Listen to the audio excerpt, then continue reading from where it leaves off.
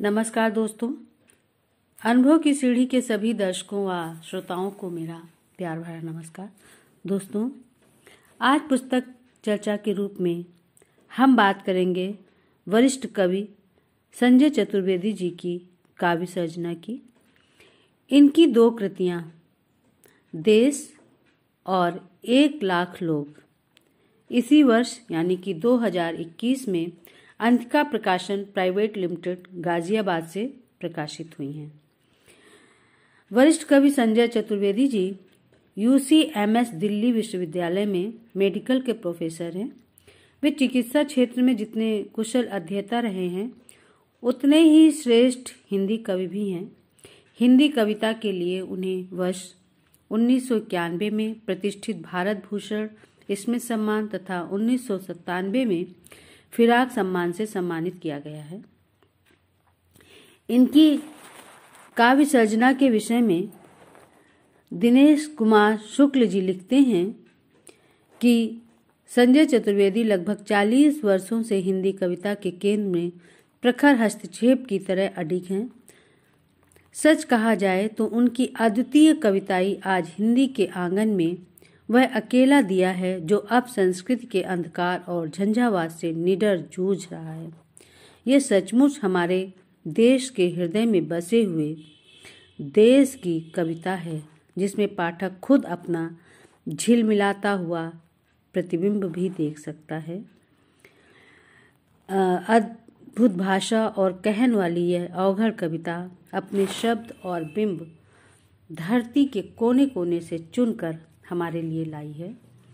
एकदम समसामयिक काव्य रूप के साथ साथ भक्तिकालीन कविता का मर्म स्पर्शी संगीत और ओज आपको अचानक द्रवित कर देगा। कहीं पद, कहीं सवैया, कहीं घनाक्षरी, कहीं दोहे, कहीं निर्द्वंद निर्झर सा बहता हुआ गीत, तो कहीं मुक्त छंद का तरंगित विस्तार। भाषा और काव्य सृष्टि पर ऐसा अधिकार दूर दूर तक किसी समकालीन का नहीं। इसके पीछे तगड़ी साधना और सत्य की अविचल टेक है। इस कविता में हमारे अस्तित्व पर आक्रांता आतताई सांस्कृतिक पाखंड के खिलाफ सीधे सीधे आमने सामने की लड़ाई है। संजय चतुर्वेदी जी संभवतः अकेले ऐसे कवि हैं जिनकी कविता इस देशव्यापी छल छद्म का पर्दाफाश करती है। इनकी कविता के विषय में अशोक पांडे का जो मंतव्य है, अशोक पांडे और दिनेश कुमार शुक्ल दोनों ही हमारे समय के महत्वपूर्ण कवि हैं। अशोक पांडे जी लिखते हैं कि संजय चतुर्वेदी बगैर लाग लपेट के अपनी बात कहने वालों में से हैं। जहां उन्होंने अपने चाहने वालों को हमेशा मोहब्बत बख्शी है, वही हर विरोध को विनम्रता से स्वीकार भी किया है। वे कहते हैं कि सदियों के मतांतर का कोलाहल हमारे फूलों की घाटी है। इन सब के ऊपर संजय चतुर्वेदी ने कहन का एक ऐसा मुहावरा तैयार किया है जो उन्हें अपने समकालीनों में अद्वितीय बनाता है।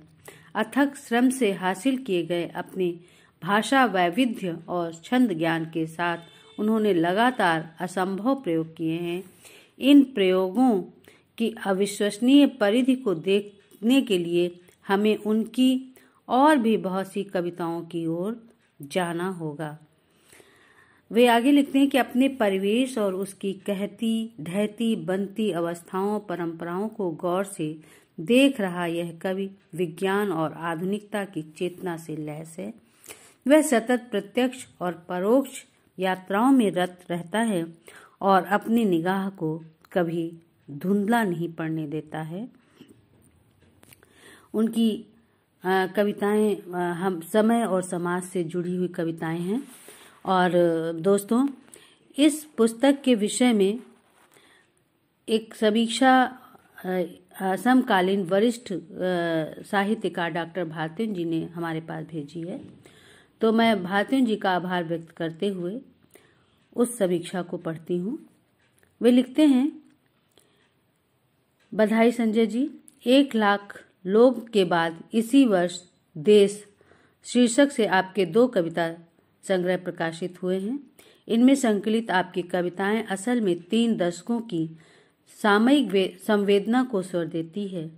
यूं तो अलग अलग पत्र पत्रिकाओं में जब तब इन्हें पढ़ने का अवसर मिलता रहा है, किंतु समग्र रूप से संकलित इन कविताओं का स्वर हमारे समकाल की अत्यंत महत्वपूर्ण अभिव्यक्ति का हिस्सा है। इनका कथ्य और शिल्प बेजोड़ है। ये कविताएं हमें भारतीय कविता की परंपरा और उनके रूप विन्यास से जोड़ती है। ये छंदोबद्ध भी हैं और स्वच्छंद भी हैं। कहीं मारक यथार्थ से जुड़ी खड़ी हैं तो कहीं अतीत की सनातन कविता के चीवर को धारण किए सजी धजी खड़ी मिलती हैं। मंदिर की घंटा ध्वनि से आकर्षक प्रतीत होती हैं और नगाड़े के समान निनाद करती मिलती हैं। कवि संजय चतुर्वेदी जी के पास अभिव्यक्ति की विरल भंगिमाएं हैं, शब्दों की नई पोशाकें हैं, अर्थ की विविध वर्णी चित्रकारी है। वाम पंथ के विचारक और उनकी चेतना का अधोपतन क्यों और कैसे हुआ, इनमें से कई कविताओं को पढ़कर चिन्हित किया जा सकता है। इनमें राजनीति है और राजनीति का पर्दाफाश भी किया गया है। इन 3 दशकों में दुनिया भर में आमूल परिवर्तन भी हुए हैं। काव्य भाषा और साहित्य के सरोकारों में कोई तालमेल नहीं रह गया है। आजकल लोग छपने के लिए खुद को या किसी को प्रमोशन, पद, पुरस्कार आदि के लिए भी लिखते हुए दिखाई देते हैं। असली नकली चेहरों की तमाम जुगलबंदी जारी है। इसके बावजूद आपकी ये कविताएं कविता के सनातन मूल्यों के पक्ष में डट कर खड़ी दिखाई देती हैं। इनकी पठनीयता और साफ गोई लाजवाब करती है।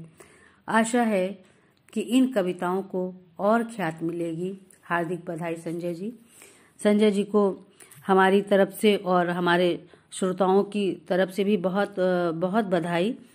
और दोस्तों, संजय जी की कविता को समझने के लिए और उसे उसका जो हमारे समीक्षकों ने अपने जो विचार रखे हैं उनको आप सबके सामने और अच्छी तरह से प्रकट करने के लिए मैं चाहती हूँ कि मैं आपके समक्ष इनकी कुछ कविताओं का पाठ करूं।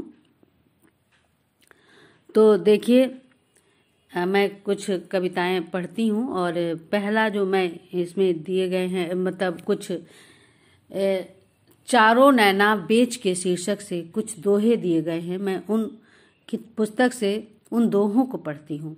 तो देखिए, सखी चली प्रतिरोध को 100 चूहा खाए, अल्लाह ऐसी सादगी कौन नाय मर जाए। भाषा का जो लालित्य है और उसके साथ मुहावरेदार भाषा का प्रयोग। और दोहा मैं फिर से पढ़ती हूँ कि सखी चली प्रतिरोध को 100 चूहा खाए, अल्लाह ऐसी सादगी कौन नाय मर जाए। एक और देखिए, छूट गई बानी विधा टूट गई परवाज, चारों नैना बेच के भये जुबान दराज। गोट मार को और है मार करे दिन रैन, हमें लगी हमने करी हमरे फूटे नैन। क्या बात है। निरंकार में सगुन की दई आग सुलगाए, निरंकार में सगुन की दई आग सुलगाए, ऊधो ऐसी कर चले माधव हूँ खिसियाए। निरंकार में सगुन की दई आग सुलगाए, ऊधो ऐसी कर चले माधव हूँ खिसियाए। 100 जूता खाए के घुसो पिया के देश, दो जहान दो जग करो निस्दिन करो कलेश। एक और छोटी सी कविता है जिसका शीर्षक है काव्य कर्म की असप्रभुताई। अलख काव्य को दंड प्रचंडा, तोड़ भद्र कुलपति पाखंडा, कोट प्रपंच रचावन हारे, फेकई झाग सत्य के मारे। जब ऋतु चक्र पसारई माया, शोध अर्थ की पीड़ित काया। चलूं पंथ विजय जिन कीन्ही, जनता तिन्ही पटकनी दीनी। देवन की भापय अधमाई, काव्य कर्म की असप्रभुताई। काव्य कर्म की असप्रभुताई पढ़ने से दोस्तों समझ में आ रहा है कि ये चौपाई छंद में लिखी गई कविता है। बहुत सुंदर कविता। एक और छोटी सी कविता, दूरी बढ़ती जाती है। हमारे टीवी, अखबार, लेखक, बुद्धिजीवी, कवि, पत्रकार हमारे देश से कितनी दूर रहने लगे हैं। वे इसी दूरी का खाते हैं, इसी का कमाते हैं, इसी दूरी को बचाने के रूहानी और जिस्मानी वजीफे पाते हैं। जैसे जैसे यह दूरी बढ़ती जाती है, उनका कद बढ़ता जाता है। छंदमुक्त और बहुत ही संवेदना से परिपूर्ण कविता। और मैं इस संग्रह की एक लंबी कविता, जो इनके संग्रह 1 लाख लोग में संकलित है, मैं उसको पढ़ना चाहती हूँ। 1 लाख लोग गलत नहीं हो सकते, ये कविता का शीर्षक है कि 1 लाख लोग गलत नहीं हो सकते हैं। कविता देखें।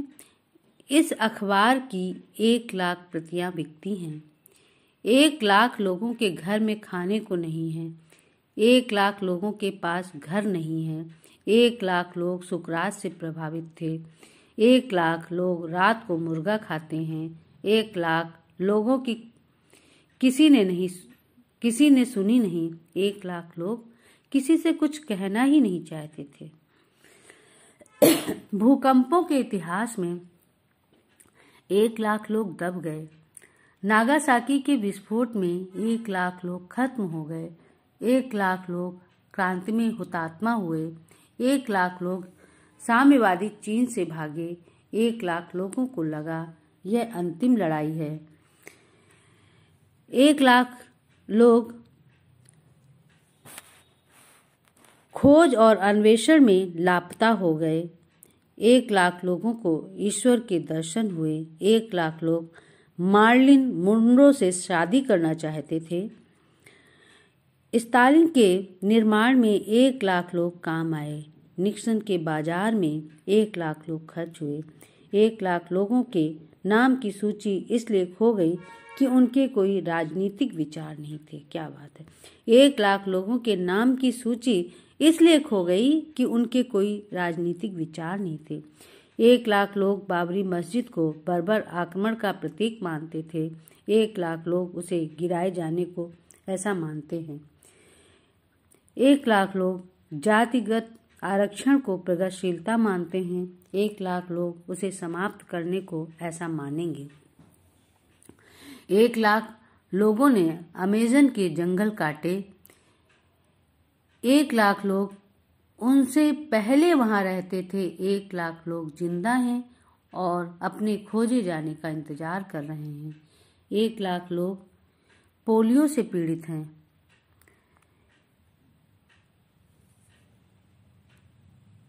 1 लाख लोगों की दाढ़ी में तिनका। 1 लाख लोग बुधवार को पैदा हुए और उनके बाएं गाल पर तिल था। 1 लाख लोगों ने गणतंत्र दिवस की परेड देखी। 1 लाख लोग बिना कारण 20 साल से जेल में हैं। 1 लाख लोग अपनी बीवी बच्चों से दूर हैं। 1 लाख लोग इस महीने रिटायर हो जाएंगे। 1 लाख लोगों का दुनिया में कोई नहीं। 1 लाख लोगों ने अपनी आंखों के सामने अपने सपने तोड़ दिए। 1 लाख लोग जमीन पर अपना हक चाहते थे। 1 लाख लोग समुद्रों के रास्ते से पहुंचे। 1 लाख लोगों ने 1 लाख लोगों पर हमला किया। 1 लाख लोगों ने 1 लाख लोगों को मारा। 1 लाख लोग जमीन पर अपना हक चाहते थे। 1 लाख लोग समुद्रों के रास्ते से पहुंचे। 1 लाख लोगों ने 1 लाख लोगों पर हमला किया। 1 लाख लोगों ने 1 लाख लोगों को मारा।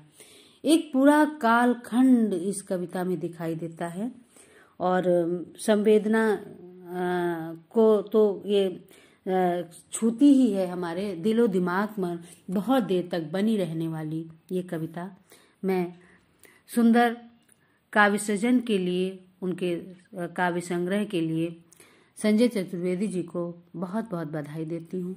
दोस्तों, अगले सप्ताह हम एक नई पुस्तक के साथ फिर मिलेंगे। तब तक के लिए अब हम विदा लेते हैं और अपना बहुत बहुत ख्याल रखिएगा। कोरोना का समय है, ओमिक्रॉन आ चुका है, तो ये हमारी संपर्क इसी तरह बने रहें। हमारे चैनल को सब्सक्राइब करें, हमसे जुड़े रहें, लाइक करें, कमेंट्स करें और अपनी प्रतिक्रिया देते रहें। हम एक नई पुस्तक के साथ फिर मिलेंगे। नमस्कार।